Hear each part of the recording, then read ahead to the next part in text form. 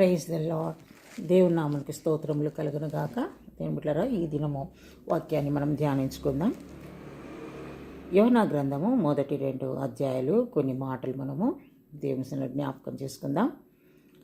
1 అధ్యాయంలో 2 అధ్యాయంలో కొన్ని విషయాలు మనం నేర్చుకుందాం. యెహోవా వాక్కు అమిత్తయి కుమారుడైన యోనాకు ప్రత్యక్షమై ఇలాగ సెలవిచ్చెను. నీనేవే పట్టణస్థుల దోషము నా దృష్టికి ఘోరమాయను కనుక నీవు లేచి నీనివే మహాపట్టణములకు పోయి దానికి దుర్గతి కలుగునని ప్రకటింపము.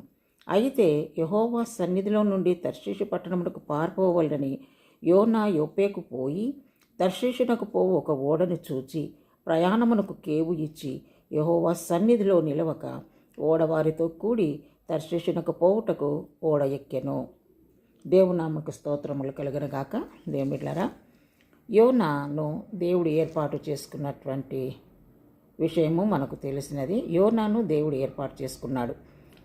యోనాకు దేవుడు ఒక పనిని అప్పగిస్తూ ఉన్నాడు. ఏం పని? నీనేవే పట్టణస్థుల దోషము నా దృష్టికి ఘోరమైనది కనుక నీవు లేచి నీనేవే పట్టణమునకు పోయి దానికి దుర్గతి కలుగునని ప్రకటింపము. నీనేవే పట్టణస్థులకు వెళ్ళి సువార్త ప్రకటించుము.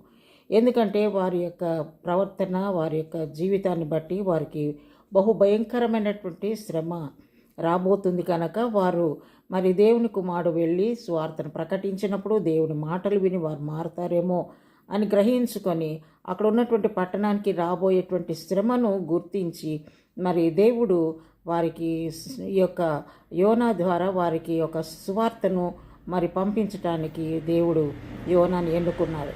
కానీ యోనా అక్కడ ఉన్నటువంటి ప్రజల యొక్క పరిస్థితిని, అక్కడ ఉన్న ప్రజల యొక్క గుణగణాలను గ్రహించి వారికి భయపడి అక్కడికి వెళ్ళి సువార్త ప్రకటించకుండా ఏం చేశాడంట? యెహోవా సన్నిధిలో నుండి తర్షీషునకు పారిపోవాలని యోనా యొప్పేకు పోయి తర్షీషునకు పోవు ఒక ఓడను చూచి ప్రయాణమునకు కేవు ఇచ్చి, దేవుడు చెప్పిన స్థలానికి వెళ్లకుండా భయపడి యోనా మరి తర్షీషునకు వెళ్ళేటువంటి ఓడను ఎక్కినట్లుగా మనం చూస్తున్నాం. దేవుడు చెప్పిన స్థలానికి వెళ్లకుండా తన ఇష్టానుసారమైనటువంటి మరి స్థలానికి వెళ్ళాలని అక్కడ టికెట్ కొనుక్కున్నాడు. ఆ ఓడను ఎక్కి ఉన్నాడు. దేవునికి స్తోత్రములు, హల్లెలూయా. దేవుని బిడ్డలారా, ఎక్కడి నుంచి బయలుదేరాడు? దేవుని సన్నిధి నుంచి. దేవుని సన్నిధి నుంచి పారిపోతున్నాడు. దేవుని సన్నిధి అనగా దేవుని బిడ్డలారా, మరి 16వ కీర్తన 11వ వచనంలో చూస్తే నీ సన్నిధిలో సంపూర్ణమైన సంతోషం కలదు. మరి దేవుని సన్నిధిలో సంపూర్ణమైన సంతోషం ఉన్నది. దేవుని సన్నిధిలో సంపూర్ణమైన సమాధానం ఉన్నది. దేవుని